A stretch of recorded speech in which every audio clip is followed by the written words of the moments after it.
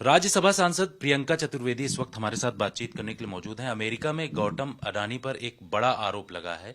उनको रिश्वत लेने साथ साथ कई सबूत छिपाने को लेकर के आरोप लगे हैं। आप लोग किस तरीके से देखें? रिश्वत देने के आरोप लगे हैं कि इंडियन ऑफिशियल्स को ब्राइब कर करके वो कॉन्ट्रैक्ट्स ले रहे थे जो उन्होंने यूएस इन्वेस्टर्स के साथ छुपाया है।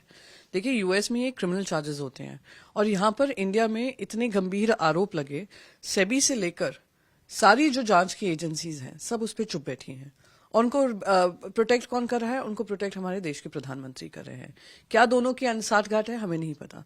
मैं महाराष्ट्र को लेकर बात करूंगी क्योंकि महाराष्ट्र में एक गंभीर मुद्दा बना था कि जिस तरीके से धारावी प्रोजेक्ट को लिया गया और धारावी की आड़ में बाकी सारी मुंबई की प्राइम प्रॉपर्टीज ली गई हैं मुफ्त में, वो दिखाता है कि कहीं ना कहीं कोई क्विड प्रो को हुआ है। माधवी बुद्ध जो सेबी की चेयरपर्सन है, उनके ऊपर भी ऐसे आरोप लगे हैं और जो सिद्ध भी किए हैं इन्वेस्टिगेशन के माध्यम से। जो इन्वेस्टिगेशन कोर्ट्स को करने चाहिए, जो इन्वेस्टिगेशन सेबी को खुद को करना चाहिए, जो इन्वेस्टिगेशन सीबीआई, ईडी इन सबको करना चाहिए, वो इन्वेस्टिगेशन की जवाबदारी अब विपक्ष लेकर कर रहा है। फिर भी कोई तरीके का मैं मानती हूं हर इंडस्ट्रियलिस्ट, उनकी प्रगति हो, उन्नति हो, देश को विकसित करें, पर एक फेयर प्लेइंग फील्ड हो। अगर कोई अकाउंटेबिलिटी की बात करते हैं, कॉर्पोरेट सोशल रिस्पॉन्सिबिलिटी भी होती है, कॉर्पोरेट अकाउंटेबिलिटी भी होती है, वो होना जरूरी है। आज यूएस में इस तरीके का इंडाइटमेंट होना, ये मैं देश भर के लिए एक ऐसा माहौल बना है कि हमारे इंडस्ट्रियलिस्ट पे भरोसा लोगों का उठने लग जाएगा। संसद सत्र आने वाला है, क्या आप लोग इस मुद्दे को संसद के अंदर भी उठाने वाले? देखिए, उठाना जरूरी है क्योंकि ये देश हित की बात है। आज देश में अगर किसी एक जाने माने इंडस्ट्रियलिस्ट का नाम कोई कोर्ट में आ रहा है, दुनिया भर की किसी भी कोर्ट में आ रहा है, कहीं ना कहीं हमारे देश को प्रभावित करता है, हमारे देश की इज्जत को प्रभावित करता है, हमारे देश की जो क्रेडिबिलिटी है इन द वर्ल्ड उसको प्रभावित करता है। ये सालों से कमाई हमारी क्रेडिबिलिटी है। तो उस पर अगर हमें पार्लियामेंट में उठाना पड़ा, अगर किसी तरीके से सरकार इसका बचाव करने की कोशिश करती है या ये कोशिश करती है कि जो भी सामने आ रहा है वो एंटी इंडिया इंटरेस्ट है, विच इज इनकरेक्ट। ये एंटी अडानी भी नहीं है, ये अकाउंटेबिलिटी जो होनी चाहिए कॉर्पोरेट हाउसेस में उसके बारे में है, कॉर्पोरेट गवर्नेंस को लेकर है। तो हम इसका मुद्दा जरूर उठाएंगे क्योंकि हर एक ऐसा प्रोजेक्ट जो इंडिया में बन रहा है, इंफ्रास्ट्रक्चर प्रोजेक्ट्स, आज उनकी जिम्मेदारी में दिया हुआ है।